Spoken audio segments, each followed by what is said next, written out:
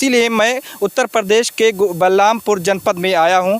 चूँकि यहाँ एक मामला चल रहा है, आप देख रहे हैं कड़ाके की ठंड है और कड़ाके की ठंड में निकलना इस समय आसान नहीं है। हर कोई अपने घर में, कोई रजाई में, कोई बिस्तर में लेटा हुआ है, कोई बैठा हुआ है, अपने तरीके से ठंडक को जो है बचाने की कोशिश कर रहा है। लेकिन इसी ठंडक से और हमको और आपको, ये चाहे जितनी ठंड हो जाए, हमारे देश के फौजी, हमारे देश की सेना बॉर्डर पर हमारे देश की सुरक्षा करती है और जिसके साए तले में हम लोग भी सुरक्षित रहते हैं।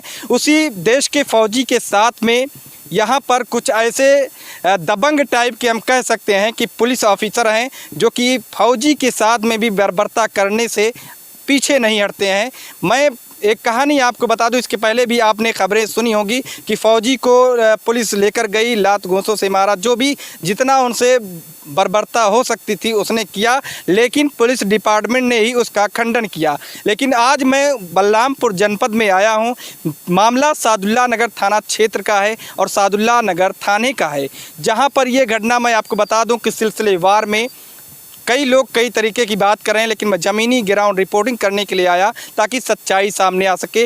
मामला कुछ इस तरीके से था कि ये फौजी साहब के छोटे भाई हैं या बड़े भाई हैं, कोई जो एक बियर की दुकान पर बियर लेने गए थे। वहाँ पर बियर की दुकान जायसवाल, और जहाँ तक जो हमें अंडर कवर रिपोर्टिंग से जानकारी मिली कि दोनों में काफ़ी मित्रता भी थी और वो बियर की दुकान पे सामान खरीद रहे थे। कुछ पैसे की लेन देन को लेकर कहा सुनी हुई, तू मैं हुई, जिसके बाद में जब मामला ये बात फ़ौजी को मालूम पड़ा तो वो अपने भाई को, जब ये मालूम पड़ा कि वहाँ पर इस तरीके का मामला हुआ है, तो वो अपने भाई से मिलने की, ताकि किसी और प्रकार का कोई प्रकरण आगे ना बढ़ पाए, वो समझाने बुझाने के लिए वहाँ पहुँचे थे।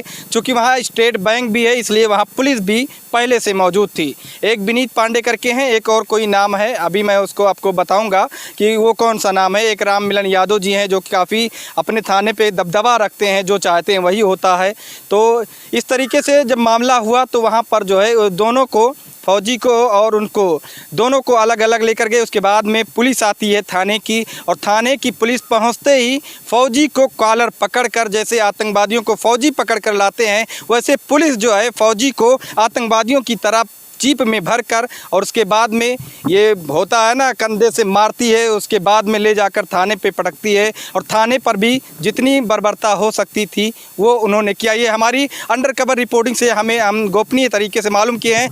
चूँकि मैं लोगों का बयान इसलिए नहीं दिखा सकता कि जब एक फ़ौजी के साथ में ये पुलिस वाले इस तरीके की घटना को अंजाम दे सकते हैं, तो आप सोचिए कि उन पुलिस वालों के ख़िलाफ़ कौन स्टेटमेंट देगा, कौन बयान देगा। इन्हीं सब जानकारियों के लिए हमारे साथ में वो फौजी साथी मौजूद हैं, जो देश की रक्षा करते हैं और देश की सेवा करते हैं। पूरा प्रकरण हमने तो आपको बता दिया, लेकिन कुछ उनकी भी जुबानी जानेंगे कि वास्तव में वहाँ पर क्या हुआ था, क्या घटना हुई थी। आखिर देश के फ़ौजी इस तरीके से उनको अगर बेइज्जत किया जाएगा तो क्या फ़ौजी का वहाँ सम्मान रह जाएगा? ये पुलिस वाले अपनी वर्दी का गलत इस्तेमाल क्यों कर रहे हैं? ऐसे लोगों पर कार्रवाई क्यों नहीं हो रही है जब मामले की सच्चाई है? चूँकि मैं एक बात और आपको बता दूं कि वहाँ स्टेट बैंक है, और आप जानते हैं बैंक पर सीसीटीवी फुटेज ज़रूर होता है। वो फुटेज भी पुलिस चेक करने के लिए कोशिश नहीं कर रही है। ना किसी अधिकारी ने ये ध्यान दिया कि वहाँ पर उस बैंक का फुटेज भी चेक होना चाहिए। हालांकि मैं इस वीडियो के माध्यम से कहूँगा कि सबसे पहले जांच में वीडियो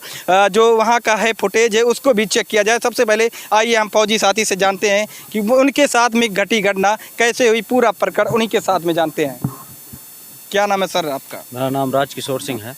थोड़ा और साइड में आ जाइए, इधर आ जाइए जी। राजकिशोर सिंह जी, आपका काफ़ी मामला प्रकरण जो है तूल पकड़ता जा रहा है। हाँ सर। क्या सच्चाई है, कैसे घटना घटी हुई? जो हमने अभी बताया जो है कि इस तरीके से घटना हुई तो मैं को लेकर, उसके बाद क्या हुआ ये बताइए, क्योंकि थाने पर तो कोई उसके बाद मेरा भाई होने के नाते और घर का गार्जियन भी हूँ, तो जब मेरे को पता चला हाँ झगड़ा मेरे भाई से हुआ है, तो मैं जल्दी सोचा कि शायद मैं रोक सकता हूँ इसको, तो मामला आगे ना बढ़े। तो जब मैं वहाँ गया तो ये लड़ाई झगड़ा तो हो चुका था। क्या हुआ मेरे को नहीं पता, लेकिन वहाँ पे ना मेरा भाई था जो, लेकिन बियर की शॉप की जो जिसकी दुकान है वो था वहाँ पे, और 2 पुलिसकर्मी थे। तो मेरे पहुँचते ही बोला इसका भाई तो चला गया, किसी ने बताया होगा कि ये उसका भाई है, फौजी है, ये आया है। तो उसने सीधा मेरे से कार की चाबी मेरे कार के पास आया, बोला कि गाड़ी से मैं उतरा और बोला चाबी मेरे को दीजिए। मैं बोला यार मैं एक फौजी हूँ, बात क्या है ये बताइए पहले। मैं कार की चाबी मैं क्यों दूं? पकड़ को आपने जानने की कोशिश हाँ, की। हाँ। कार की चाबी मैं क्यों दूं और बात क्या है? तो उन्होंने बताया आपके भाई से झगड़ा हुआ है, हैप्पी सिंह नाम है। हैप्पी सिंह आपका कौन है? तो उन्होंने अपना फ़ोन निकाला और वीडियो शूट करना शुरू कर दिया। फिर मैं बोला हैप्पी सिंह मेरा भाई है और मैं अपना भी इंट्रोडक्शन दिया, मैं एक फ़ौजी हूँ, मेरा नाम राजकिशोर सिंह है। मैं अपने पापा का नाम बताया, हर चीज़ उनको बताया। फिर बोला कि अच्छा ठीक है, गाड़ी थाने से आ रही है और इसका ये लूट हो गया, वो गायब है, पता नहीं क्या क्या मेरे को सुना दिया, मेरे को समझ में भैया नहीं आया। और वहाँ से थाने से गाड़ी आ रही है और फिर बताना उनको, दरोगा जी आ रहे हैं। मैं बोला ठीक है यार, मैं कोई चोर बदमाश थोड़ी ना हूँ, मैं कहीं नहीं भग रहा, इधर ही हूँ मैं भी।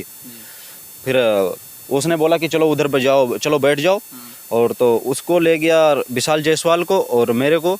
मैं तो बैठा नहीं, मैं उधर खड़ा था और वो सिपाही बैठ गया और वो विशाल जायसवाल बैठ गया, लेकिन मेरे को कोई नहीं कहा कि हाँ तू भी बैठ जा इधर ही। मैं उधर ही खड़ा रहा। मैं बोला कि यार मैं भी यार इतनी जनता के सामने मेरे को बेइज्जत बेइज्जत किया जा रहा है कि ये भी नहीं बोला जा रहा है कि बैठ जाओ इधर। मैं खड़ा रह गया भैया ऐसे। फिर बोला ठीक है, 2-3 मिनट बाद पुलिस आ गई, जीप। हाँ, दो जीप भर के आए, जल्दी जल्दी वो उतरे। तो जो विशाल जायसवाल था जिससे झगड़ा हुआ था उसको पहले पकड़ा। फिर विनीत पांडे बोला कि ये इसका भाई है हैप्पी सिंह का, वो तो भाग गया, ये है। तो राम मिलन यादव था, वो बोला कि वो इसका भाई है, इसको ले चलो, वो भागता हुआ भी आएगा। मैं बोला यार मेरे को मैं क्यों चलूं? मैं थोड़ा क्यों ऐसे आया कि इतने जनता के साथ उसको, हाँ, कि इतने जनता के सामने में ना मेरी कोई गलती है ना कुछ है, मेरी भी यहाँ पे इज्जत है, रेपुटेशन, हर चीज़ है। तो ऐसे मैं क्यों चलूँ यार? और सीधा भैया कॉलर मेरा पकड़ा सीधा आके कि हाँ तू चल। मैं थोड़ा छुड़ाने की कोशिश करी, जब तक और जो पुलिसकर्मी थे सारे पकड़ लिए। मैं उनको नहीं जानता कौन है वो, ना ही मैं एकदम से मेरे को पकड़ लिया। तो मैं उसको राम मिलन यादव उसको सिर्फ जानता हूँ क्योंकि उस सबसे पहले उसी ने मेरा कॉलर ऐसे पकड़ा, तो मैं उसी से छुड़ा रहा था जब तक सारे पकड़ लिए। और एक राइफल की बट पड़ी मेरे। ये किसने मारा आपको? ये भैया नाम नहीं जानता। हाँ, वो पूरा ग्रुप ही, हाँ, बहुत पुलिसकर्मी थे। तो उसमें किसकी पड़ी ये नहीं पता। मैं बोला कि मेरी इसमें तो ये तो मेरी जो बची कुछ इज्जत थी ये तो ले डाले, लेकिन और मेरे को इधर लथाड़ा पथाड़ा जाएगा तो इनके सामने मैं इसलिए अपनी इज्जत बचाने के लिए उस गाड़ी में बैठ जाना ही सही है। तो मैं उस गाड़ी में बैठ गया। उसके बाद क्या हुआ? उसके बाद मैं उनसे बोला जैसे आप लोगों ने किया ऐसा नहीं करना चाहिए था। मैं चल के आपके जो SHO साहब, आपके जो ऊपर जो अधिकारी हैं उससे मैं बात करूंगा। इंस्पेक्टर तो खुद आए थे ना वहाँ पे घटनास्थल पे? इंस्पेक्टर कौन आए थे? हमने जो पता किया इंस्पेक्टर साहब आए थे घटनास्थल। तो वो दूसरी गाड़ी में रहे होंगे। 2 गाड़ियाँ आई थी। 2 गाड़ी आए हों तो ये नहीं पता। फिर मैं जब वहाँ पे थाने पे उतारा गया मेरे को, फिर मैं बोला जो आपके SHO साहब हैं उनसे मैं बात करूँगा। उनके पास जैसे मैं गया, वो उधर ही खड़े थे। एक पेड़ है वहाँ पे थाने के सामने, तो उधर ही खड़े थे। मैं उनके पास जैसे गया, इतनी दूरी पे खड़ा हुआ, मैं बोला साहब इस तरीके से मेरी बेइज्जती के, मैं एक सैनिक हूँ और मेरा इस तरीके से घसीट के मारते पीटते हुए आपके पुलिस को नहीं लाना चाहिए था। तो उन्होंने भैया सीधा मेरे मुक्का मारा छाती पे। बोला तेरी औकात है मेरे से बात करने की। मैं फिर वहीं पे, हाँ, राजकुमार सरोज, हाँ, राजकुमार सरोज ने कहा ये।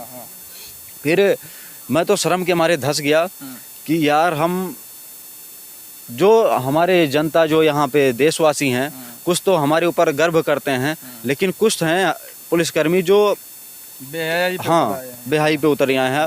अब जो उनको समझ थी उतना किया। फिर शर्म के मारे मैं खुद धंस गया कि बाद मारा पीटा। फिर क्या किया आगे? क्या किया? फिर सुनो भैया, मैं पूरा विस्तार से बताऊंगा। फिर ये मारने के बाद मैं शर्म के मारे धंस गया कि अभी जो गलती इनके पुलिसकर्मी किए वही गलती मैं इससे बताने जा रहा था, वही गलती ये कर रहा है, तो ये क्या सुनेगा मेरा। फिर मैं उसके बाद कुछ नहीं बोला। ये पता नहीं क्या क्या गाली गुली मेरे को देता रहा।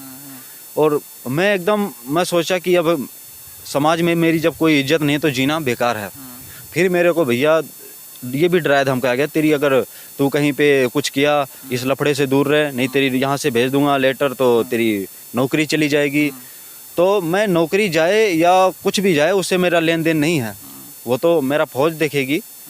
लेकिन इस तरीके से बेइज्जती के साथ हर चीज़, फिर इस दुनिया में एक इज्जत है भैया। हम पैसा नहीं कमाते, हम पैसा नहीं, हर आदमी का इज्जत है। हम पैसा नहीं कमाते, बस उतना ही कमाते हैं, किसी के आगे हाथ नहीं फैलाना पड़ता बस। बाकी बस इज्जत ही है, और इज्जत के लिए ही हम अपना देश का सेवा हर चीज़ कुर्बान के लिए, अपनी कुर्बानी देने के लिए भी तैयार हैं, सिर्फ इज्जत के लिए। तो मैं सोचा यार ऐसा आज तू सह लेगा, कल ये किसी दूसरे को करेंगे, और यहाँ की जनता, जब मेरे साथ ये हुआ तो यहाँ की जनता के साथ ये क्या करते होंगे। तो मैं बोला जुर्म करने वाले से भी ज़्यादा गुनहगार सहने वाला होता है। तो मैं बोला ये चीज़ मैं सहन नहीं करूँगा, मैं ये चीज़ ऊपर तक आवाज़ अपनी उठाऊँगा और सभी को बताऊँगा ये चीज़ हुआ मेरे साथ। तो बस ये फिर 1-2 घंटे बाद मेरे को पता नहीं कहा उसमें साइन करा के छोड़ दिया गया। हाँ भैया, बस ये प्रक्रिया थी। उसके बाद में जैसे आपने जब इतनी सारी घटनाएं घटी तो किसी और अधिकारी को या इनके सीनियर अधिकारियों को आपने कभी बताया कि हाँ सर बताया, मैं अपने यूनिट में बताया। उधर हमारे कंपनी कमांडर साहब ने एसपी साहब से बात करी तो उन्होंने ये किया, आपका जवान दारू पिया हुआ था और उसके साथ कोई मारपीट कोई कुछ नहीं किया गया है। कप्तान साहब ने ये कहा हाँ कि जवान ने दारू पिया। हाँ, जवान ने दारू पिया हुआ था। अच्छा। और जो कि मैं दारू, भैया यहाँ पे पूरा इलाका पूछ सकता है, मेरी यूनिट में पूरा हर चीज़ रिकॉर्ड है कि मैं ये भी नहीं कह सकता कि मैं कभी दारू पिया ही नहीं, लेकिन दारू से मैं दुश्मनी है मेरा, समझ लो भैया। नहीं, वो लोग आरोप लगा रहे हैं कि आपके भाई से भी बहुत पहले भी लफड़ा वगैरह हो। मैं उसमें भैया, उसमें मैं नहीं पढ़ना चाहता, वो कुछ भी करे, किसी से कुछ भी करे, लेकिन मेरे वहाँ एक फौजी सम्मान, एक देश के सिपाही के साथ ऐसा हुआ तो उसका कुछ भी करें, उससे मेरा का नहीं लेना देना। वो गलती किया तो भुगतेगा, बस भैया। और लेकिन मैं अपने जो मेरा सम्मान था, हमारे फौज डिपार्टमेंट का सम्मान था, कहीं पे दिया लिखित शिकायत मैंने सबसे पहले तो मैं वहाँ पे, मेरे को तो इतना पता नहीं था किसको देना चाहिए, क्योंकि मेरा कंपनी कमांडर जब यहाँ एसपी साहब से बात कर लिया तो फिर मैं जाऊँ कहाँ। उन्होंने तो अपना दे दिया, फिर लिखित शिकायत दिया मैंने। मैं कल टाइप करवा के आया हूँ, एसपी साहब, डीएम साहब और जितना कमिश्नर साहब, चुनाव आयोग, सभी को टाइप करा के अगर 3 तारीख तक इनकी कार्रवाई नहीं होती है, इनकी विस्तृत जांच किया जाए, जो कि सीसीटीवी कैमरे में हर सब कुछ रिकॉर्ड है। 19 तारीख 4 से 5 बजे की बीच की घटना है, ये सब कुछ कैद है। वो कोई नहीं जांच करने आ रहा है, बस मेरे ऊपर ही ब्लेम लगाया जा रहा है कि ये दारू पिया हुआ था। और मेरा मेडिकल क्यों नहीं कराया, वो दिखाए, मेरा ना कुछ कराया गया ना कुछ। मेडिकल कराना चाहिए कि हाँ ये दारू पिया हुआ था, ये कुछ भी नहीं कराया गया, बस ये ब्लेम अभी लगा रहे हैं। तो अपने आप को मैं सेफ भी नहीं समझता कि ये पुलिस वाले हैं, इनका कानून है, इनका हर चीज़ यहाँ पे है, मेरे ऊपर कुछ भी ब्लेम, कुछ भी अभी आरोप लगा सकते हैं। तो इसलिए मैं अपने आप को सेफ भी नहीं समझता। पुलिस से काफ़ी खतरा महसूस कर रहे हैं। खतरा महसूस कर रहा हूँ मैं। अच्छा। हाँ सर। और मेरे को पता भी चला है कि जो वहाँ पे रोड में जो दुकानें हैं उनसे ज़बरदस्ती भी साइन भी कराया जा रहा है कि हाँ कहो कि उनको मारा पीटा नहीं है, इज्जत के साथ ले जाया गया है। तो ये मेरे को पता है, मैं परफेक्टली नहीं कह सकता कि नहीं है, सच्चाई इसमें है। हमने भी जहाँ तक पता किया है। हाँ, मैं आपको बता दूं कि जो फौजी साहब बता रहे हैं कि पुलिस जो है साइन करवा रही है लोगों से कि फ़ौजी के साथ में ऐसा कुछ नहीं हो, लेकिन जो हमारी रिपोर्टिंग से पता चला है, मुझे जो जानकारी हुई, थाने पर भी कुछ लोगों का वो जो है स्टेटमेंट और साइन वहाँ पर ले रहे हैं ताकि जो है ये बताया जाए। और कुछ दलाल टाइप के लोगों को भी हम कह सकते हैं, जो चिपकू टाइप के लोग होते हैं पुलिस से, वो जो है वहाँ पर साइन वगैरह करवा चुके हैं कि फ़ौजी के साथ में कुछ नहीं हुआ। जबकि जो सही रिपोर्ट है, वास्तविक जांच, जब वहाँ पे कैमरा लगा हुआ है तो भैया जांच क्यों नहीं कर लेते? आखिर फ़ौजी को इंसाफ कैसे मिलेगा? क्या मनगढ़ंत कहानी पर भरोसा कर लेंगे कप्तान साहब, डीएम साहब? क्यों नहीं एक टीम गठित करके उस पर जांच कराई जा रही है? वहाँ पर जब सीसीटीवी फुटेज है, लोगों को आप जानिए कि जब एक फ़ौजी के साथ ऐसी घटना हो सकती है, एक फ़ौजी के साथ इतनी दुर्व्यवहार, इतना जो भी उनसे हो सकता है कर सकते हैं, तो कोई आदमी क्यों स्टेटमेंट देगा भैया कि जो है इनके साथ में गलत हुआ है? उनको भी फंसा दिया जाएगा, लोगों का ये मानना है। इसलिए कोई सामने नहीं आ रहा है, लेकिन जो सच्चाई है इस पर गंभीरता से जाँच होनी चाहिए। जितने भी अधिकारी हैं उन तक मैं आपसे एक बार फिर से रिक्वेस्ट करूंगा, हालांकि मैं कभी करता नहीं हूं, लेकिन एक देश के फ़ौजी के लिए मैं आपसे रिक्वेस्ट करूंगा कि जितने भी यूपी पुलिस के अधिकारी हैं, जितने भी जिम्मेदार पद पे बैठे अधिकारी हैं, देश और प्रदेश को चला रहे हैं, उन तक ये खबर ज़रूर जानी चाहिए कि इस फ़ौजी को इंसाफ मिले। और जो वहाँ मनगढ़ंत कहानी बनाकर बैठे हैं, अपने तरीके से हैंडल कर रहे हैं, इन पर कार्रवाई अवश्य की जाए, क्योंकि ये मामला देश का है और देश के फ़ौजी का है। जो कि पुलिस इस तरीके से बर्बरता करेगी तो और आम इंसान का क्या होगा?